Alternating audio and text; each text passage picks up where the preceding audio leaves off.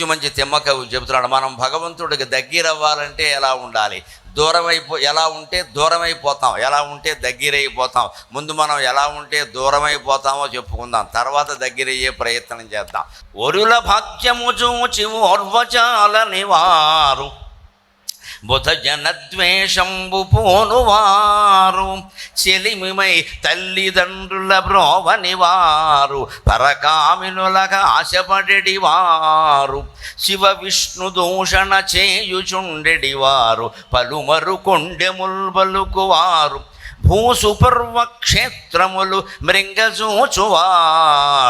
భూసుపర్వక్షేత్రములు మృంగజూచువాడు ఆడిన మాట కాదనెడువాడు ప్రోధి చేసిన వారితో పోరువాడు చేరు దుర్గతికి ఇక పరదోరుడగుచు చేరు దుర్గతికి ఇక పరదోరుడగుచు భూనుత విలాస పీఠికాపుర నివాస కుముదహిత కోటి సంకాశ కుక్కుటేశ ఒరుల భాగ్యము చూచి ఓర్వజాలని వాడు. ముందు మనలో ఉండే ఈ దుర్గుణాన్ని దూరం చేసుకోవాలి. కలియుగంలో ఇన్ని రకాల పాపాలు జారడానికి 6 రకాల శత్రువుల్లో ప్రధాన శత్రువు ఏది అంటే అసూయ. అసూయ అసూయ మనం వాళ్ళకి ఏ అపకారము చేయకపోయినా మనం చూసి అసూయపడతారన్న దానికి మనం ఏం చేయాలి? మనకేదో భగవంతుడి దయ వల్ల అదృష్టం కలిసి వచ్చింది, సంపదలు వచ్చాయి, పోనీ మన పిల్లకి తొందరగా చిన్న వయసులోనే పెళ్ళి అయింది, మనం ప్రయత్నం చేసాం, అమ్మాయి కూడా ఒప్పుకుంది, 25 ఏళ్లలోపే పెళ్ళి అయిపోయింది, అది మన అదృష్టం. పిల్ల సంతోషంగా ఉంది, మనం సంతోషంగా ఉన్నాం. వాళ్ళకి పిల్ల ఉండి పెళ్ళి కానివాడు ఎవడో మనం చూసి అసూయపడతాడు. ఏమనాలి వీడిని? నీ పిల్లకి సంబంధాలు నువ్వు చూసుకోవచ్చు కదా, నేనేమైనా వద్దన్నానా? లేదు. వాళ్ళ పిల్లకి అయిందనగా అదో రకం, అందుకే చేసేసారు తొందరపడి అంటాడు వ్యాఖ్యానం. ఇక్కడ ఈ మాట మగపెళ్లి వారికి తెలిస్తే ఎంత ప్రమాదం. ఆయన ఏదో తల్లిదండ్రి అనుకున్నారు, చిన్న వయసులో చేసేయడం, మధ్యన 25-30 ఏళ్ళు వచ్చే వరకు ఆగుతున్నారు. ఆగకూడదండి, అది పద్ధతి కాదండి. మరి రజస్వలకు ముందు పెళ్లి చేయడం ఎంత తప్పు, 25 ఏళ్ళు దాటాక చేయడం కూడా అంతే తప్పండి. నన్ను మన్నింతురుగాక. జాగ్రత్త పడాలి, జాగ్రత్త పడాలి. ఇది మనం ఈ రోజుల్లో గ్రహించాలండి. ఈ మార్పు మనుషుల్లో వస్తే కలికాలం కృతయుగం అవుతుంది. చదువుల పేరు మీద, ఉద్యోగాల పేరు మీద బాగా వయస్సులు పెరిగిపోతూ ఉంటే, అయ్యా ఒక మాట 10 మందిలో ఉండగా చెబుతున్నాను, నేను తండ్రిని, మీరు వివాహాన్ని ఆపగలరు, మనస్సులో చెలరేగే కోరికల్ని ఆపగలరా? ఆలోచింతురుగాక, ఆలోచింతురుగాక. పెళ్ళి వాయిదా వేయగలమమ్మా, మనస్సులో చెలరేగే కోరికల్ని మీరు ఆపగలరా? అవి ధార్మికంగా తీరాలి. హిందూ వివాహ వ్యవస్థ సంసారాలన్నీ బాగుండాలి అంటే 25 ఏళ్లలోపు చేసేయాలి. ఇవాళ చేస్తే ఏమనుకుంటారంటే ఎవడో అసూయపడతాడు, నీకు సంపద వస్తే ఎవడో అసూయపడతాడు. మనం ఏం చేస్తాం దీనికి? నీకు మంచి పేరు వస్తే అసూయపడతాడు. ఒక్కో సర్పంచ్ ఉంటాడు, లేకపోతే ఒక మున్సిపల్ కార్పొరేషన్ చైర్మన్ ఉంటాడు, ఆయన కేవలం సేవ చేయాలనే భావమే ఉంటుంది, వేరే ఏం ఉండదు. ఇంకా అసలు రాజకీయాల్లోకి ఆయనకి ఎందుకు వచ్చారంటే బోల్డ్ డబ్బులు ఉన్నాయి, ఏదో మంచి పేరు తెచ్చుకుందాం అని వచ్చాడు, చేస్తాడు. ఆయన చేస్తే ఆయనకి పేరు వచ్చిందని వేరే పార్టీ వాడు ఎవడో ఆయనకి తోకలెడతాడు. ఇక్కడ ఆయన అందుకోసం చేశాడు, ఇందుకోసం చేశాడు, ఏమనాలి దీన్ని? ఇటువంటి వాడు ఎప్పుడు భగవంతుడికి దగ్గర కాలేడు. ఒరుల భాగ్యము చూచి ఓర్వజాలని వాడు. ఈ అసూయ పోవాలంటే మార్గం కూడా చెబుతా. దుర్గుణం చెబితే సరిపోదు, పోగొట్టే మార్గం చెప్పాలి. రోగాన్ని కనిపెట్టిన వాడు డాక్టర్, కానీ మందు కూడా సరిగ్గా ఇవ్వాలి. రోగం కనిపెట్టడం ముందు విషయం. ముందు డాక్టర్ గొప్పతనం అంటే ఎక్కడ ఉండదు, డయాగ్నోసిస్. అసలు అది ఏ రోగమో చెప్పాలి. ఆ రోగం ఏంటో ఆయనకే అర్థం కాకపోతే ఆయనకే రోగం వచ్చిందనమాట. ముందు అది ఏ రోగమో చెప్పాలి, తర్వాత దానికి సరైన మందు వాడాలి. అంచేత కూచుమంచు తిమ్మక రోగం ఏమిటంటే అసూయ అన్నాడు, దానికి మందు ఏమిటో నేను చెబుతా. ఒరులంజూచిన ఒకనింజూచిన నీకసూయకు వేరొండెవ్వడో నిన్ను జూచి కడుం ద్వేషము తోడకుళ్ళును. సాగర ఘోష కావ్యంలో రాశాను అసూయకి విరుగుడైన పద్యం. ఒక నింజూచిన నీకసూయకు వేరొండెవ్వడో నిన్ను చూచి కడుం ద్వేషము తోడకుళ్ళును. ఇటులీ ఛిద్రములే ముద్రలై ఇక నేనాటికినైన చూడగలవా. ఈ విశ్వమందెల్ల లోక కళంకంబును మాన్పు చిన్మయ కళన్ కైవల్య ధావళ్యమున్. నిన్న మనం తిమ్మకవి పద్యాల్లో చెప్పుకున్నాం. శ్రీకరథ వళంగ శ్రిత జనావన సంగ. తెల్లగా కోటి చందమామల కాంతిలో కుముద హితకోటి సంకాశంతో ప్రకాశించేటువంటి పరమేశ్వరుని యొక్క రంగు ఉందే తెలుపు. ఆ తెల్లదనం గురించి మనం మాట్లాడుకుంటున్నామే. ఆ కైవల్య ధావళ్యం అంటే అర్థం అది. మోక్షం అనేది కేవలం శివుడు ఇస్తాడు. అందుకే ఈశాన్యంలో శివుడు ఉంటాడు. అందుకే మన ఇళ్లలో ఈశాన్యంలో పూజామందిరం పెట్టమన్నారు. ఎందుకంటే అక్కడ శివుడి స్థానం అది. అగ్ని స్థానంలో నువ్వు దేవుడు పూజ పెడితే ఒళ్ళు మడిపోతూ ఉంటుంది ఇక్కడి నుంచి. వాయువు స్థానంలో పూజామందిరం పెడితే దేవుడు నువ్వు కూడా ఎగిరిపోతారు అక్కడి నుంచి గాలికి. ఈశాన్యంలో పెట్టమన్నారు పూజామందిరం. ఎందుకంటే ఈశ్వరుడు స్థానం అది. ఈశ్వరుడు ఏమిస్తాడు? మోక్షం ఇస్తాడు. మోక్షం కావాలంటే ఏం చేయాలి? బరువులు బంధాలు తగ్గించుకోవాలి. అందుకే మనకు చూడండి వాస్తుశాస్త్రంలో ఎంత చక్కని మాట ఉందో, ఈశాన్యంలో బరువులు పెట్టద్దన్నారు. మనం ఏమనుకుంటాం, ఈ మైక్ ఎక్కడ పెట్టద్దు, ఈ సింహాసనం, అది కాదు నాయన, నీ మనస్సులో బరువుల గురించి చెప్పిన మాట అది. అవి పెట్టు, అవి దించుకో, ఇవన్నీ తీసేస్తావు. అక్కడ కొండలు పెట్టకుండా, ధాన్యం బస్తాలు పెట్టకుండా మొత్తం లాగేసి కూర్చుని అక్కడ కూర్చుని లెక్కలు వేసుకుంటాడు. ఈవేళ కోటి వచ్చింది, రేపు ఎన్ని కోట్లు వస్తాయి, ఈ బరువు దించుకోమని చెప్పాడు అక్కడ. ఈ 10 కోట్లు రాకముందు యమధర్మరాజు వస్తాడు మన ఇంటికి, అది బరువు దించుకో. ఈశాన్యంలో బరువులు పెట్టద్దంటే అర్థం భౌతికమైన బరువులు పెట్టద్దని కాదు. నిజంగా కూడా అక్కడ బీరువా పెట్టామనుకోండి, ఏమవుతుంది? ఎవరో ఒకరు నువ్వు జపం చేసుకుంటే బీరువా తీస్తారు. అక్కడ చూసి లెక్కెడుతూ ఉంటే మన దృష్టి ఆ లెక్క మీద ఉంటుంది. అక్కడ అనవసరంగా ఖర్చు పెట్టేస్తున్నారేమో అనుకుంటాడు వీడు. ఈ గోల లేకుండా ఉండాలంటే ఈశాన్యంలో బీరువాలు ఉండద్దు. అంతకుమించి ఏం లేదు అక్కడ. నువ్వు ఏదో ఇంకో చోట పెడితే బీరువాలో డబ్బులు పెరుగుతాయని, లేకపోతే పెరగవని. బీరువాన్ని బట్టి డబ్బులు పెరగవండి, మన బుద్ధిని బట్టి మన కష్టాన్ని బట్టి డబ్బులు పెరుగుతాయి. మన బుద్ధిని బట్టి మన కష్టాన్ని బట్టి డబ్బులు పెరుగుతాయి, కానీ బీరువాన్ని బట్టి డబ్బులు పెరగవు. అందుకే ఈశాన్యంలో శివుడు ఉంటాడు. కైవల్య ధావళ్యమా, అటువంటి ఈశాన్యంలో ఉండే శివుణ్ణి మన మనస్సులో ఉండే రాగద్వేషాల బరువులన్నీ తగ్గించుకుని చేరుకోవాలంటే ఒక్కటే లెక్క. ఒరులంజు ఒక నింజూచిన నీ కసూయకు. ఎవరినో చూసినా అసూయ పడుతున్నావు, బాగానే ఉంది. అసూయ తగ్గించుకోవాలంటే ఏం చేయాలండి? ఊళ్ళో పరిశీలిస్తే మన చూసి అసూయ పడేవాళ్ళు కొంత గ్యాంగ్ ఉంటారు. వాళ్ళ గురించి ఆలోచించగానే అమ్మాయ మన చూసి కూడా అసూయ పడుతున్నారంటే మనం చాలా బాగున్నాం అన్నమాట.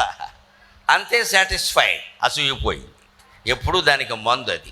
నువ్వు ఎంత అందంగా ఉన్నా నీకంటే అందంగా లేని వాళ్ళు కొంతమంది నిన్ను చూసి అసూయపడితే, నిన్ను చూసి అసూయపడే వాళ్ళు ఉన్నారుగా. నీకంటే అందమైన వాళ్ళని చూసి నువ్వు అసూయపడచ్చు. నిన్ను చూసి అసూయపడేవాళ్ళు కొంతమంది ఉన్నారు. నీ దగ్గర కొంత డబ్బు ఉంది, దాన్ని చూసి నువ్వు అంతకంటే ఎక్కువ డబ్బు సంపాదించాలని ఉన్నవాళ్ళని చూసి నువ్వు అసూయపడుతున్నావు. నీ దగ్గర ఉన్న డబ్బుకే అసూయపడేవాళ్ళు చాలామంది ఉన్నారు. ఎక్కడికక్కడే ఉంటారండి, అనుమానమే. పరాక్రమం విషయంలో అంతే, ధైర్యంలో విషయంలో అంతే, చదువు విషయంలో అంతే, అన్ని విషయాల్లోనూ అంతే. మన ఇంట్లో కొన్ని సౌకర్యాలు లేవనుకోండి, అంతకంటే గొప్ప సౌఖ్యాలు అనుభవిస్తున్న వాళ్ళని చూసి మనం అసూయపడకూడదు. మనకున్న సౌకర్యాలు కూడా లేని మన బంధువులు ఉంటారు, వాళ్ళని చూసి మనం సంతృప్తిగా ఉండాలి. వాడి ఇల్లు కంటే నా ఇల్లు చాలా నయం, నా ఇంట్లో ఒక్క బాత్రూమేనా ఉంది, వాడు అది కూడా లేక బయటికే పోతున్నాడు, ఏం చేస్తాం ఇక్కడ, అంతకంటే నయం అంటే అయిపోయాయి. లేదా మనకంటే 3 బెడ్రూమ్ 4 బెడ్రూమ్ పెట్టుకున్న వాడిని చూసి మనం అసూయపడామనుకోండి, 3 కోట్లు పెట్టాలి. ఇప్పుడు హైదరాబాద్లో లెక్క ఏంటంటే బెడ్రూమ్ 1 కోటి లెక్క. నీకు 3 బెడ్రూములు కావాలంటే 3 కోట్లు, 4 బెడ్రూములు కావాలంటే 4 కోట్లు లెక్క. బెడ్రూమ్ 1 కోటి, ఇందులో పడుకునే వాళ్ళు ఎవరో తెలియదు ఇక్కడ. ఇంతంత పెంచుకుంటున్నాం. అందుకని ఎప్పుడు మార్గం ఏమిటాయంటే, నిన్ను చూచి కడుం ద్వేషము తోడకుళ్ళును. మనం చూసి బాధపడేవాళ్ళు కొంతమంది, వాళ్ళని చూసి మనం సంతృప్తిగా ఉండాలి. లేకపోతే ఇక ఛిద్రంబులే ముద్రలై ఇక నేనాటికైనా చూడగలవా ఈ విశ్వమందెల్ల లోక కళంకంబును మాన్పు చిన్మయ కళం కైవల్య ధావళ్యములు. లేకపోతే ఈ అసూయలు ద్వేషాలు ముద్రలై మన మనసులో ముద్రపడిపోతాయి, భావాలన్నీ ముద్రపడతాయి. ఎప్పుడు దేని గురించి మనం ఆలోచిస్తామో అది మనస్సులో ముద్ర అయిపోతుంది. అదే వాసన, అదే వచ్చే జన్మకు కారణం అవుతుంది. అందుకని ఆ వాసనలు తొలగించుకోవాలంటే ఈ వాంఛలు తొలగించుకోవాలి. వాంఛ లేకపోతే వాసన ఉండదు. ఉన్నది చాలు, ఉన్నది చాలు, ఉన్నది చాలు. సుఖంగా ఉన్నాం, భార్యాభర్త ఒకరికొకరు అనుబంధంతో ఉన్నాం, కాఫీ తాగినా పాలు తాగినా కూర్చుని తాగుతున్నాం, 4 కబుర్లు చెప్పుకుంటున్నాం చాలు. 2 పిల్లలు, వాళ్ళకి పెళ్ళిళ్ళు చేసి స్థిరపడ్డారు, మనం సుఖంగా ఉన్నాం, ఇక రామకృష్ణ అనుకుంటూ కూర్చుందాం అనే ధోరణిలో ఉంటే ఏ అసూయ ఉండదు. అప్పుడు మనం దేవుడికి దగ్గర అవుతాం. ఒరుల భక్త్యము చూచి ఓర్వజాల నివాడు బుధజన ద్వేషంబు పూనువాడు. బుధజనులు అంటే పండితులు, అంటే వీధి బళ్ళో ఉపాధ్యాయుడి దగ్గర నుంచి విశ్వవిద్యాలయంలో ఆచార్యుల వరకు కవులు, పండితులు, కళాకారులు, వీళ్ళని ఎప్పుడూ మనం ద్వేషించకూడదు. జ్ఞానులైన వాళ్ళ గురించి మనం మాట్లాడితే ఒక మంచి మాట మాట్లాడాలి. లేకపోతే పోన్లేండి ఆయన కర్మను ఆయన పోతాడు అని ఊరుకోవాలి తప్ప మనం తిట్టకూడదు.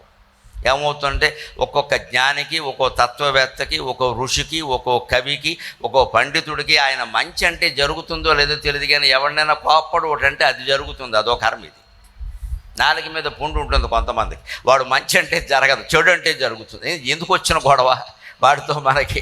అందుకని ఆయన ఏదో అలా ఉన్నాడు ఇలా ఉన్నాడు అని పెద్ద పెద్దవాళ్ళు స్వామీజీలు, తపస్తంపులు ఉంటారు. వాళ్ళు నిజంగా చేశారో లేదా ఏమైనా లోపాలు ఉంటే ఉండొచ్చు. మనం చెడు వ్యాఖ్యానాలు చేయొద్దు. మంచి ఉంటే చెబుదాం, లేకపోతే ఏదోనండి ఈ మధ్య ఆయన అదో రకంగా ఉన్నాడని వదిలేయంతే ఆ విషయం. ఎందుకంటే వీళ్ళు మంచి అంటే జరుగుతుందో జరగదో, కానీ కోపం వచ్చి చెడు అంటే జరుగుతుంది. అందుకే బుధజనద్వేషంబు పూనువాడు పండితులని, కవులని, పీఠాధిపతులని, స్వామీజీలని ద్వేషించవద్దు. ఎక్కడ నీకు ఇష్టమైతే వాళ్ళతో సాంగత్యంతో ఉండు, లేకపోతే దూరంగా ఉండు, పర్వాలేదు. మనం ఒక సంస్థలో ఉద్యోగం చేస్తున్నాం, అనుకోని కారణాల వల్ల యజమానికి మనకి పడలేదు, మనం ఉద్యోగం మానేసాం. ఎప్పుడు పనిచేసిన సంస్థ గురించి చెడు మాటలు మాట్లాడకూడదండి, చాలా తప్పది. మనకి ఇష్టం లేదు, మానేసాం. ఆయనకి ఏదో గొడవ, ఆయనకి మనకి ఏదో గొడవ. ఇంకా అక్కడి నుంచి అసలు ఆ సంస్థలో జరిగేవన్నీ అక్రమాలయం నువ్వు అన్నావు అనుకో, ఏమంటాడు? వెన్నవాడు వింటాడు. నువ్వు విడిపోయిన తర్వాత మండపేట అరుగు మీద కూర్చుని ఏమంటాడు? ఎంతకాలం ఏం చేశాడట, ఇప్పుడు వాగుతున్నాడు అంటాడు. ఇక్కడ అయిందా? ఎందుకు వచ్చిన గొడవ? అక్కడి నుంచి ఎందుకు వచ్చాను? ఏదో నాకు కుదరలేదండి, నా వ్యక్తిగత కారణాల వల్ల నేను వచ్చేసాను. అంతేగాని సంస్థ గురించి చెడు చెప్పకూడదు. ఎందుకంటే కర్మ కాలితే ఎక్కడా దొరక్క మళ్ళీ వాడి గుమ్మమే ఎక్కాల్సిన పరిస్థితి రావచ్చు. ఎందుకు చెడగొట్టుకోవాలి విషయాన్ని? పైగా మనం బయటికి వెళ్ళినా కూడా ఏమీ చెడు చెప్పడం లేదు అంటే ఆ యజమాని కూడా మన పట్ల మంచి హృదయంతో ఉంటాడు. వాడిని ఉద్యోగం నుంచి తీసేసినా వాడు నా గురించి దుష్ప్రచారం చేయడం లేదు, ఈ ఉన్నవాళ్ళకంటే వాడే నయం అని ఒకసారి ఎప్పుడో కబురు చేస్తాడు. ఏమయ్యా నువ్వు ఉన్నప్పుడు వేరుగా ఉందయ్యా, ఇప్పుడు అలా లేదయ్యా, ఏమనుకోకు, మా అబ్బాయి లాంటి వాడు వచ్చే అంటాడు. ఈ అవకాశాలు ఎందుకు చెడగొట్టుకోవాలి నోటి దురద ద్వారా? అందుకని మనం ఉద్యోగం మానేసినా, తేడా వచ్చినా మనం మాట్లాడకూడదు, ఆ విషయాలన్నీ వదిలేసి అంతే. ముఖ్యంగా భార్యాభర్తల మధ్యలో విభేదాలు వస్తాయి. ఏదో కొంతకాలం పుట్టింటికి వెళ్ళచ్చు, ఉండొచ్చు, అడుగుతారు. తొందరపడి ప్రచారం చేయకూడదు. మళ్ళీ కలిస్తే ఏమవుతాయి ఇవన్నీ? అది లోపల తెలుసుకోవాలి కానీ చేయకూడదు. ఈ ద్వేషం పనికి రాదు అన్నాడు. ఇంకొక మాట, చెలిమిమై తల్లిదండ్రులను బ్రోవనివాడు. ఇవాళ యువతరం ప్రత్యేకంగా ఈ మాటను దృష్టిలో పెట్టుకోవాలి. చెలిమిమై తల్లిదండ్రులను బ్రోవనివాడు. ఇవాళ యువతరానికి స్నేహాలు ఎక్కువైనాయి, తల్లిదండ్రులు బాగా తక్కువయ్యారు. వాళ్ళని తక్కువగా చూస్తున్నారు, స్నేహితుల్ని ఎక్కువగా చూస్తున్నారు. అమ్మ ఒక పని చేస్తే చెయ్యడు, నాన్న ఒక పని చెప్తే చెయ్యడు. ఫ్రెండ్ పిలిచాడనగానే మాత్రం బండి ఆరోగ్యంలో పెట్టి పరిగెట్టేస్తాడు బయటికి. మా ఫ్రెండ్ పిలిచాడు అంటాడు. ఇంట్లో అమ్మేమో శుభ్రంగా మినపరొట్టో ఏదో చేసి సిద్ధంగా పెట్టింది, తినడు. మా ఫ్రెండ్ పుట్టినరోజున అక్కడికి వెళ్ళి కేక్ కోస్తాడు, పేక్ కోస్తాడు. తల్లిదండ్రుల మాటకి విలువ ఇవ్వడమే చాలా ముఖ్యం. ఉంటారు ఫ్రెండ్స్ ఉంటారు, ఒకళ్ళు రెండింటి మధ్యలో పోటీ లేకపోతే నీ స్నేహితుల మాటకి విలువ ఇచ్చుకో, తప్పు లేదు. రెండింటి మధ్యలో పోటీ వస్తే మా నాన్నగారు ఒప్పుకోరు, మా అమ్మ ఒప్పుకోదని చెప్పాలి ఖచ్చితంగా. అప్పుడు ఆ స్నేహితులు కూడా నేర్చుకుంటారు ఎలా ఉండాలి అనేది. స్నేహం కోసం తల్లిదండ్రులని విడిచిపెట్టవద్దు. అలాగే చెలిమిమై బ్రోవడం అంటే తల్లిదండ్రులే స్నేహితులు అనుకోవాలి. కొంతమంది ఎదిగిన పిల్లలు, ఆడపిల్లలు ముఖ్యంగా ఎలా ఉంటారు అంటే మా అమ్మే నాకు గొప్ప ఫ్రెండ్ అంటారు. తల్లి ద్వారా నేర్చుకుంటారండి. బహుశా ఈవిడ చాలా చిన్న వయసులో పుట్టుండొచ్చు, కూడా 17 ఏళ్లకే పుట్టుండొచ్చు. ఈ పిల్లకి 16 ఏళ్ళు వచ్చేసరికి ఆవిడ వయసు 33 దాటలేదు. ఆవిడ ఇంకా యవ్వనంలో ఉంది. యవ్వనంలో ఉండే అమ్మాయి మనస్సు ఏమిటో ఆ తల్లికి తెలిసినట్టుగా వేరే వాళ్ళకి ఎలా తెలుస్తాయండి? అందుకని ఊళ్ళో వాళ్ళు ఎవరన్నా అడిగితే మా అమ్మే నాకు స్నేహితురాలు, ఇక వేరే స్నేహితురాలు నాకు అక్కలా అంటే ఆ తల్లి ఎంత ఆనందిస్తుంది, తండ్రి ఎంత ధైర్యంగా ఉంటాడు. ఆ ధైర్యాన్ని తల్లిదండ్రులు ఇవ్వకపోతే బతుకు దండగ. పరకామినులకు ఆశపడడి వాడు. ఇందాక యువతరానికి చెప్పాం, ఇప్పుడు పెద్దవాళ్ళకే చెబుతున్నాం. ఇవాళ అక్రమ సంబంధాలు అనేవి ఎంత దారుణంగా ఉన్నాయంటే వయస్సుతో నిమిత్తం లేదు. ఆడ మొగ కూడా 30 లేదు, 40 లేదు, 50 ఏళ్ళకు కూడా వంకర సంబంధాలు పెట్టుకున్నారు, ఏడిచారు. వాళ్ళ కోసం వాళ్ళకి ఏం చేయాలో కుక్కుటేశ్వర స్వామి చూస్తాడు ఆ విషయం. పిల్లల్ని వదిలేస్తున్నారు, పారిపోతున్నారు, వెళ్ళిపోతున్నారు. ఇక పల్లెటూరు భాషలో చెప్పాలంటే ఏమనాలో మీకు తెలుసు, అవన్నీ చేస్తున్నారు. పిల్లలు అన్యాయం అయిపోతున్నారు. అక్కడ తల్లిని ఏమనలేక తల్లిని కోల్పోయి, తండ్రిని కోల్పోయి, సింగిల్ పేరెంట్. ఆశ్చర్యకరమైన విషయం. ఈ మధ్యన ఎక్కడో 6 నెలల క్రితం నేను ఒక రెసిడెన్షియల్ స్కూల్ ప్రిన్సిపాల్ని కలిశాను ఒక ఇంట్లో. ఆయన చెబుతున్నాడు వాళ్ళ స్కూల్లో 700 మంది పైగా పిల్లలు ఉన్నారట. అందులో 200 మందికి సింగిల్ పేరెంట్సే ఉన్నారట. ఎంత దారుణంగా ఉందండి వ్యవస్థ. తల్లిలో తండ్రో ఒకళ్ళే ఉన్నారండి 700లో 200 మందికి. పైగా ఇందులో గొడవ ఏంటంటే తల్లి వచ్చి చూసి వెళ్ళింది అంటే తండ్రికి కోపం వస్తుందిరా, ఎందుకు చూపించారండి మా అబ్బాయిని తల్లికి, వాడు వెళ్ళిపోతాడేమో అని.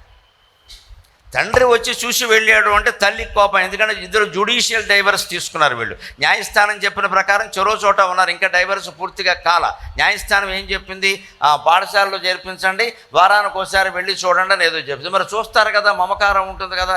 నేనే చూడాలి కానీ భర్త చూడడానికి వీల్లేదు, నేనే చూడాలి కానీ భార్య చూడడానికి వీల్లేదు. ఈ ఇద్దరి మధ్యలో నలిగిపోతున్న ఆ పసి ప్రాణం, 10-11 ఏళ్ళు కూడా లేని ప్రాణం ఎంత క్షోభపడుతుందండి, ఎంత క్షోభపడుతుందండి. దీనికి కారణం మూలం ప్రధానంగా విడాకులకి వేళ ప్రధాన సమస్య, రకరకాల జల్సాలకు అలవాటు పడ్డారమ్మా. అందరికీ ఒకరితో కాపురం చేయడం అనేది చాలా నామోషిగా అనిపిస్తుంది. జీవితం ఉన్నది ఒక్కటే, అన్ని సుఖాలు అనుభవించాలి. ఇలా ఒక అమ్మాయితో ఒక అబ్బాయితో కూర్చుంటే మనమేమో అనుభవిస్తాం. అందుకని దూకేయి బయటికి వెళ్ళిపో, నీ ఇష్టం, ఎంతకాలం పెడతాం, 5 ఏళ్ళు 6 ఏళ్ళు సుఖపడతాం. తర్వాత వార్ధక్యం వచ్చాక, రోగాలు వచ్చాక ఎవరు చేస్తారండి? పిల్లలుంటేనే చేస్తారో లేదో చెప్పలేం, పిల్లలు కూడా లేకపోతే ఎవరు చేస్తారు? ఇక్కడ పైగా దుర్మార్గాలు చేసి రకరకాల అక్రమ సంబంధాలు పెట్టుకుని సంసారాలు చెడగొట్టుకున్న వాళ్ళు మొగాళ్ళైనా ఆడాళ్ళైనా తర్వాత మిగిలిన వాళ్ళంతా ఏమంటారండి, ఒళ్ళు కొవ్వెక్కి చేసుకుంది పాడనే అంటారంతే. ఇక్కడ ఎవడు పట్టించుకోడు. ఇక్కడ అంచేతన ఈ పరకామనుల పట్ల ఆశ, ఇప్పుడు పరపురుషుల పట్ల ఆశ, ఇవన్నీ రకరకాలుగా పెరిగిపోతున్నాయండి. ఇవి పెరిగాయి అంటే దేవుడికి దూరం అయిపోయినట్టే మనం ఖచ్చితంగా. పరకామినులకు ఆశపడేవాడు శివ విష్ణు దూషణ చేయుచుండెడివాడు. శివుణ్ణి కానీ విష్ణువుని కానీ ఏ దేవతల్ని కానీ ఎప్పుడూ దూషించకూడదు. మనం హిందూ ధర్మంలో ఒక గొప్ప సంప్రదాయం ఏమిటంటే, ఇతర మతాలు ఎక్కడా కనపడనిది ఒకే పరమాత్మని 100 రూపాల్లో అర్చిస్తామండి మనం. 100 రూపాల్లో ఈ బహుళ ఆరాధన స్వేచ్ఛ హిందూ మతంలో మాత్రమే ఉంది. ఖచ్చితంగా మన ఇష్టం వచ్చిన గుడి కట్టుకుంటాం, మన ఇష్టం వచ్చినటువంటి దేవతను ఆరాధించుకుంటాం. మన కుల దేవతలు ఉన్నారు, గ్రామ దేవతలు ఉన్నారు, వారు కూడా పరమాత్మతో సమానమే. మీరు భక్తిగా నమస్కారం చేయాలి కానీ పురుషోత్తముడికి పుంతలో ముసలమ్మకి భేదం ఏమీ లేదు. శాస్త్రాలు చదివిన వ్యక్తిగానే చెబుతాను. ఈ రూపం గొప్పది, ఆ రూపం నుంచి అన్ని రూపాలు వచ్చాయంటే ఇంతకంటే అజ్ఞానం ఇంకోటి లేదు. అన్ని రూపాలు అరూపాన్నించే వచ్చాయి. అరూపం అంటే నిర్లేప, నిర్మల, నిత్య, నిరాకార, నిరాకుల, నిర్గుణ, నిష్కళ, శాంత, నిష్కామ, నిరుపప్లవ, నిత్యముక్త, నిర్వికార, నిష్ప్రపంచ, నిరాశ్రయ, నిత్యశుద్ధ, నిత్యబుద్ధ, నిరవజ్జ, నిరంతర అని నిర్ అనే నామాలు 60 వస్తాయి. చూసుకోండి, మీకు ఏమీ లేనిది, ఏమీ లేనిది, ఏమీ లేనిది, ఒక అపూర్వమైన తేజస్సు తప్పితే ఏమీ లేదు. ఆ రకమైన అమ్మవారి తేజస్సు నుంచి బ్రహ్మ విష్ణు మహేశ్వరుడు ఏర్పడ్డారు. వారి నుంచి మనువు మొదలైన వాళ్ళు ఏర్పడ్డారు. వారి నుంచి ఋషి సంతతి జన్మించింది. వారి నుంచి సూర్యచంద్రుడు సహా సమస్త గ్రహాలు ఏర్పడ్డాయి. అలా ప్రపంచం ఏర్పడింది. సృష్టికి మూలం అనామకమైన అపురూపమైన తేజస్సు. అందుకని శివుణ్ణి కానీ, విష్ణువుని కానీ, అమ్మవారిని కానీ, కుమారస్వామిని కానీ, అయ్యప్ప స్వామిని కానీ, గణపతిని కానీ, ఇంకా మీ ఇష్టమైన మీ కులదేవాన్ని కానీ, గ్రామదేవతను కానీ ఎవరినైనా మీరు పరమాత్మగా భావించి ఆరాధించవచ్చు. ఇతర దేవతలను ఆరాధించే వాళ్ళని దూషించాల్సిన అవసరం లేదు, దూషించక్కర్లేదు. ఆయనకంటే మా దేవుడు అందరికంటే ఎక్కువ, ఆయన తక్కువ అని మాట్లాడకూడదు ఇక్కడ ఖచ్చితంగా. అటువంటి వాళ్ళని మనం ప్రోత్సహించకూడదు ఖచ్చితంగా. హిందువులు అంటే శివరాత్రి చేసుకోవాలి, మాఘమాసంలో సంక్రాంతి పండుగ చేసుకోవాలి, అది కాలానికి సంబంధించింది. ఏప్రిల్ నెల వచ్చింది అంటే శ్రీరామనవమి చేసుకోవాలి. రేపు శ్రావణ మాసం వచ్చిందంటే మంగళ గౌరీదేవి నోములన్నీ నోచుకోవాలి. భాద్రపదం వచ్చిందంటే వినాయక చవితి, ఆశ్వీజం వచ్చిందంటే దసరా, కార్తీక మాసం వచ్చిందంటే శివుడు, మార్గశిర మాసం వచ్చిందంటే మహావిష్ణువు. ఎక్కడండి మనకి లోటు? అసలు ఖాళీ ఎక్కడుంది? హిందూ మతంలో ఉండే గొప్ప సౌకర్యం ఏంటంటే ఏమున్నా ఏం లేకపోయినా నెలకు 2 సెలవులు ఖాయం. అది ఖాయం. ఇక్కడ ఏవో పండగలు ఉంటాయి, 2 సెలవులు ఉంటాయి. 4 ఆదివారాలు పోనీ 2 సెలవులు ఉండే మతం ఏదైనా ఉంటే హిందూ మతం ఒకటే. ఇది మోస్ట్ అడ్వాంటేజెస్ రిలీజియన్. సెలవులు ఉంటాయి శుభ్రంగా. పైగా ప్రతిదానికి భోగి ఉంటుంది మనకి. భోగి అంటే సంక్రాంతికి ముందు కాదు, శ్రీరామనవమికి ముందు కూడా భోగి ఉంటుంది, వినాయక చవితికి ముందు కూడా భోగి ఉంటుంది. భోగి అంటే ప్రిపరేషన్ డే.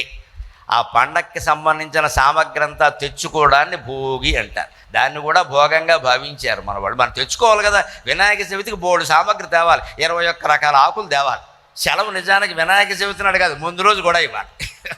లేకపోతే ఎలా వస్తాయి ఇవన్నీ? నువ్వు ఏర్పాటు చేసుకోవాలి కదా. అందుకని ఇంత హడావుడి, ఇంత ఆరాధన ఉండేటువంటి ధర్మం ఇది. అందుకని ఇక్కడ ఇంకొకరిని దూషించాల్సిన అవసరం మనకి లేదు. అది చాలా తప్పు. అంతకంటే కూడా గొప్ప తప్పు ఏమిటంటే పలుమరు కొండెముల్ బలుకువాడు. ఎవరిని గురించి మనం చాడీలు చెప్పకూడదు. చాడీలు అంటే మనం ఊహించేటువంటి నేరాలు చాడీ అంటారు దాన్ని. కబురు కాదు, కబుర్లు వేరు. నిజంగా ఆ మనిషి తప్పు చేస్తే దాని గురించి మనం మాట్లాడుకోవడం, జాగ్రత్త పడడం వేరు. కొంతమందికి ఎలా ఉంటుందంటే కార్యాలయంలో ఒకటికి కాస్త యజమాని ప్రాధాన్యం ఇస్తాడు ఎవరికో, రెండో వాడికి అది నచ్చదు. వాళ్ళు లేనప్పుడు వీడి వెళ్ళి వాడి చెవులు కొరికేస్తాడు. ఇక్కడ దీన్నే కొండాలంటారు, చాడీలంటారు. రకరకాల సంస్థల్లో కూడా జరుగుతూ ఉంటాయి. వాడు ఏమీ మింగకపోయినా సరే, సేవ చేస్తున్నా సరే, మొన్న అన్నదానం చేసినప్పుడు వాడు ఏం చేశాడో నీకేం తెలుసు అని చేసేయడానికి చెప్తాడు. ఇక్కడ ఈయన మనసులో ఓ పురుగు ప్రవేశించింది. ఇక్కడ పాపం ఆయన ఏం చేయలేదు నిజానికి. ఎందుకు చేస్తున్నాడు ఈ పని అంటే వాడికి ప్రాధాన్యం దక్కడం ఈయనకి ఇష్టం లేదు. ఇది మీరు దైవారాధన ఏమిటండి నా తలకాయ? దేవుణ్ణి ఆరాధించామంటే మనుషుల్ని ద్వేషించి దేవుణ్ణి ఆరాధిస్తే దానివల్ల ప్రయోజనం ఉందండి. ఈ కనబడే మనుషులందరిలోనూ కనబడని దైవాన్ని చూడడమే హిందుత్వం. అదే హిందుత్వం. ఏ తప్పు చేయకుండా ఏ ఒక్క మనిషిని నువ్వు ద్వేషించినా దేవుణ్ణి ద్వేషించినట్టే లెక్క. ఒకవేళ తప్పు చేసినా ఎంతవరకు మాట్లాడాలో అంతవరకే. ఇది తప్పు. ఆ వ్యక్తి తప్పు కాదండి, ఆ చేసింది తప్పు. మనం మంచి వాళ్ళని ప్రేమించొద్దండి, మంచితనాన్ని ప్రేమిద్దాం. చెడ్డవాళ్ళని ద్వేషించద్దండి, చెడ్డతనాన్ని ద్వేషిద్దాం. అంతే. మనం ఇక్కడ వ్యక్తుల్ని మనం ఏమనొద్దు. చెడ్డతనం అది చెడ్డ పని కాబట్టి ఆ పనిని అంటున్నాం మనం, ఆ వ్యక్తిని అనడం లేదు. ఆ వ్యక్తి మళ్ళీ మంచి పని చేస్తే పొగుడుతాం, దానికేముంది ఇబ్బంది? అంటే మనం ప్రేమించాల్సింది మంచి మనుషులను కాదు, మంచితనాన్ని. ఆ మంచితనం ఉన్నంత వరకే. అలాగే చెడ్డతనమేనా అంతే. చెడ్డతనాన్నే మనం ద్వేషించాలి. కానీ ఈ రెండు చెడ్డ పనులు చేయగానే ఈయన చెడ్డవాడని తీర్మానం చేసేస్తే అలాగా వాడు మళ్ళీ మంచి పనులు చేయొచ్చు కదా, చేయనివ్వాలి కదా మనం. అంటే అవకాశం ఇవ్వాలి. ఎవరి మీద మనం ఈ నేరాలు చెప్పద్దు. దీని గురించి అని చర్చ కూడా అనవసరమైన విషయం. ఇంకొక మాట, భూసుపర్వక్షేత్రములు మృంగజూచువాడు. పూర్వం దేవాలయాలు నిలబడడం కోసం మహారాజులు పురోహితులకి, అర్చకులకి, బ్రాహ్మణులకి కొన్ని పొలాలు ఇచ్చారు, స్థలాలు, అగ్రహారాలు ఇచ్చారు, పొలాలు ఇచ్చారు. ఎందుకంటే ఆ బ్రాహ్మణ కుటుంబం ఆ దేవాలయాన్ని ఆశ్రయించుకుని సేవ చేస్తుంది. ఇంకా వాళ్ళు ఉద్యోగాలు చేస్తే ఇవన్నీ చెయ్యలేరు. అలాగే బ్రాహ్మణులకు ఒక్కళ్ళకే కాదండి, రజకులకు ఇచ్చారు, క్షురకులకు ఇచ్చారు, దేవాలయంలో పనిచేసే వాళ్ళకు కూడా భూములను ఇచ్చారు. ఇంకా ఆశ్చర్యం, భోగం మాన్యం అంటారు. కాకినాడలో ఉంది ఇప్పటికీ భోగం మాన్యం. అంటే భోగం అంటే మరోలా అనుకోకుండా, మా భోగం అంటే ఉత్సవం. అది మనం పలకలేక భోగం చేసింది. భోగం అంటే ఉత్సవం. అంటే దేవాలయంలో ఉత్సవాలు జరిగినప్పుడు స్త్రీలు నాట్యం చేస్తారు. వాళ్ళ నాట్యమే వాళ్ళ పని, ఇంక వాళ్ళకి వేరే పని ఉంటుంది. వాళ్ళు బతకాలి కదా. వాళ్ళకి 10 ఎకరాలు 20 ఎకరాలు ఇచ్చారు. దాన్ని భోగం మాన్యం అన్నారు. వాళ్ళలో తర్వాత ఎవరో కొంతమంది తప్పటడుగులు వేయడం వల్ల ఆ భోగం అనే శబ్దం అపశబ్దమైంది. కానీ లేకపోతే ఆ కులాన్ని కానీ ఆ వృత్తిని కానీ ద్వేషించాల్సిన అవసరం లేదండి. వాళ్ళు పవిత్రంగా దేవాలయాల్లో నాట్యం చేశారు. ఎలా ద్వేషిస్తాం మనం? అంచేత బ్రాహ్మణ మాన్యాలు, రజక మాన్యాలు, క్షురక మాన్యాలు, భోగం మాన్యాలు ఎవరికి ఏవి ఇచ్చినా సరే వాటిని అపహరిస్తున్నాడంటే వాడిని దేవుడు క్షమించడు ఖచ్చితంగా. దేవాలయం భూములు మనం తీసుకుని సాగు చేస్తున్నాము అంటే ఎంత శిస్తు కట్టాలో అంతా కట్టాలి. ఇంకా మనుషులు కట్టేదానికంటే దేవుడికి ఎక్కువ కట్టాలి, డబ్బు అవసరమైతే. ఎందుకని ఉత్సవాలు జరుగుతాయి, ఇటువంటి కార్యక్రమాలు పెట్టిస్తారు. కొన్ని వేల మంది తమ ప్రవర్తనని సరిచేసుకోవడానికి ఒక్క ప్రవచనం ఉపయోగపడుతుందంటే ఈ ప్రవచనానికి సంబంధించిన ఖర్చు, ఏర్పాట్లు మొత్తం అన్నీ కొందరు భరిస్తున్నారు. అంటే వాళ్ళకి మనం సాయం చేయాలా వద్దా? వాళ్ళకి మనం తోడుపడాలా వద్దా? అందుకే నేను చెబుతాను ఒక మాట, నాకు మీరు ఏమన్నా ఇవ్వదలుచుకుంటే రామగుండం ధర్మాలయంలో వేసేయండి, నాకు ఇవ్వకండి అమ్మా. దేవాలయం బాగుండాలి, దేవాలయం బాగుండాలి. నాకు కార్యకర్తలు ఇస్తారు, నాకేమి ఇబ్బంది లేదు, నాకేమి లోటు లేదు. ఇక్కడ నాకు ఇద్దామని ప్రయత్నం చేయకండి. నాకు మీరు ఏమి ఇద్దామని తెలుసుకుని ఆ గుడిలో వేసేయండి. ఆ గుడి అభివృద్ధి చెందాలి. ఇలాంటి కార్యక్రమాలు ఇంకా జరగాలి. చాగంటి వారిని పిలవాలి, సామవేదం షణ్ముఖ శర్మ గారిని పిలవాలి, మా మల్లాప్రగడ శ్రీమన్నారాయణ గారిని పిలవాలి, ప్రవచన చక్రవర్తులందరినీ పిలవాలి. లోకం బాగుండాలి ఖచ్చితంగా. అంటే దేవాలయం బాగుండాలి, అది మనం చేయాలి ఖచ్చితంగా. అందుకని ఈ సేవ ముఖ్యంగా ఉంటే ఈ డబ్బులు ఎంతసేపు ఏదో వాళ్ళ సొమ్ములు వీళ్ళ సొమ్ములు దేవుడే కదా మన అడగడ కదా అని మింగేయడం కాదు. ఇక్కడ బ్రాహ్మణ మాన్యాలు ఇతర మాన్యాలు అపహరిస్తే వాడు దైవద్రోహి కింద లెక్క. ఆడిన మాటక అదనేడు వాడు. ఇది మనం అందరం చాలా తీవ్రంగా తీసుకోవలసిన విషయం. పరిహాసానికి కూడా అబద్ధం ఆడకుండా ఉంటే మీరు 3 సంవత్సరాల పాటు పరిహాసానికి కూడా అబద్ధం ఆడకుండా ఉంటే ఆ తర్వాత మీరు ఏదంటే అది జరుగుతుందండి ఖచ్చితంగా. వాక్సిద్ధి అంటారు దాన్ని, వాక్సిద్ధి. మీరు నియమం పెట్టుకుని చూడండి. చిన్నపిల్లకి మాట ఇచ్చినా సరే తీర్చాలి. శ్రీ మహావిష్ణువుకు మొక్కుకున్నా సరే తీర్చాలి. శ్రీ మహావిష్ణువుకు మొక్కిన మొక్కు ఎంత ముఖ్యమో ఇంట్లో చిన్నపిల్లకి ఇచ్చిన మాట కూడా అంతే ముఖ్యం. ఆ పిల్ల మనని నమ్ముతుంది. తండ్రి నాన్న నాన్న నాన్న నువ్వు నాతో ఉండట్లేదు, నాతో మాట్లాడట్లేదు, నేను ఇవాళ వస్తానమ్మా, నా బిజినెస్ అంతా మానేసి సాయంత్రం వస్తాను, నీకు ఎందుకు, మన ఇద్దరం సినిమాకి వెళ్ళిపోదామని ఉడికించ, అమ్మని తీసుకెళ్ళొద్దే అంటాడు. కాసేపు అంటుంది పాపం. ఇంత ఆశ పెట్టి మళ్ళీ ఈ తండ్రి విమానం లేదని, బిజినెస్ కుదరలేదని, పెద్ద మీటింగ్ ఉందని రాకపోతే ఆ పిల్ల ఏమైపోతుందండి? మా నాన్న మాట తప్పాడు. రేపు ఖచ్చితంగా 20 ఏళ్ళు వచ్చాక ఆ పిల్ల మాట తప్పుతుందమ్మా. అర్ధరాత్రి 11ంటికి వస్తుంది, ఎవరితోనో స్కూటర్ మీద వెళ్ళి సినిమా చూసి, ఎక్కడికి వెళ్ళామంటే మాస్టర్ ట్యూషన్ చెప్పారు అంటుందమ్మా. ఈ అలవాటు ఎక్కడి నుంచి వచ్చింది? తండ్రి నుంచి వచ్చింది. నువ్వు మాట తప్పావు, అది కూడా తప్పింది. ఆ పిల్ల 20 ఏళ్ళది కదా అనుకోవద్దు, 2 ఏళ్ళప్పుడు మాట గుర్తుపెట్టుకుంది. మనుషులు మంచి మర్చిపోతారు, వ్యతిరేకతను గుర్తుపెట్టుకుంటారని ఖచ్చితంగా. చేసిన ఉపకారాలు గంగానదంత ఉపకారం చేయండి, మీరు మర్చిపోతారు. గ్లాసుడు అపకారం చేస్తే అది గుర్తుపెట్టుకుంటారమ్మా. మానవ మనస్తత్వం ఇది. మనల్ని 100 మంది పొగిడినా దాన్ని మర్చిపోతాం. ఎవరైనా ఒక్క మాట విమర్శిస్తే జీవితాంతం నన్ను అంటారా ఊగిపోతాడు. ఇక్కడ ఎంతోమంది పొగిడారు కదా, ఒకడంటే ఏమైంది? ఇక్కడ ఇంత సముద్రంలో ఒకడు కాకిరెట్టేస్తే నీకు నష్టం వచ్చిందా? దాని గురించి గుంజుకుంటాడు. ఇక్కడ మానవ ప్రవృత్తి. అందుకే మనం జాగ్రత్తగా ఉండాలి. ఆడిన మాట తప్పద్దు ఖచ్చితంగా. ప్రోధి చేసిన వారితో పోరువాడు. మనల్ని పెంచి పోషించిన వాళ్ళు కేవలం తల్లిదండ్రులే కాదు, తల్లో తండ్రో ఒకరే ఉంటే పినతండ్రో మేనమామో ఎవరో చేరదీస్తారు, బంధువులు చేరదీస్తారు. ఒక్కోసారి తల్లిదండ్రులు పట్టించుకున్న వాళ్ళ బంధువులు మిత్రులు పట్టించుకుంటారు. మన అభివృద్ధికి కారణమైన వాళ్ళతో ఎప్పుడూ తగాదా పెట్టుకోకూడదు. వాడు తప్పు చేసినా సరే మనం విమర్శించద్దు. ఏమయ్యా మీ బంధువుట మీ బాబాయిట ఈ తప్పు చేసేట అంటే, నాకు తెలియదు సార్, మా బాబాయ్ నాకు అన్నం పెట్టాడు, నాకు ఉద్యోగం ఇప్పించాడు, ఏమైనా ఉంటే మీరు ఆయన మాట్లాడుకోండి అని చెప్పాలి. కానీ మనకు అన్నం పెట్టి ఉద్యోగం ఇప్పించిన పినతండ్రి మీద మనం దుష్ప్రచారం ఎలా చేస్తామండి? ఆయన చెడ్డవాడు అయినా సరే చేయొద్దు. ఆయన అయితే ఆయన కర్మ ఆయన అనుభవిస్తాడు. మనం చేయాల్సిన పని, మనకు ఆయన ఉపకారం చేశాడు కదా. వ్యక్తిగతమైన ఉపకారం వ్యక్తిగతంగా తీర్చుకోవాలి. అవసరమైతే ఆయన అంత చెడ్డవాడని నీకు అనిపిస్తే ఆయన ఎన్నికల్లో నిలబడితే ఓటు వేయకు, అది వేరే విషయం. అది రాజ్యానికి సంబంధించిన విషయం, దేశానికి సంబంధించిన విషయం. దుర్మార్గుడికి ఓటేయమని ఎవరూ చెప్పరు ఇక్కడ.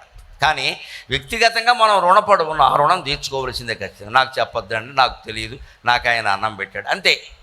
అలాగ ఉంటే, అలాగ ఉండనివాడు ఎలా అవుతాడు? చేరు దుర్గతిని ఇక పరదూరుడగుచో భూనుత విలాస పీఠికాపుర నివాస కుముదహిత కోటి సంకాశ కుకుటేశ.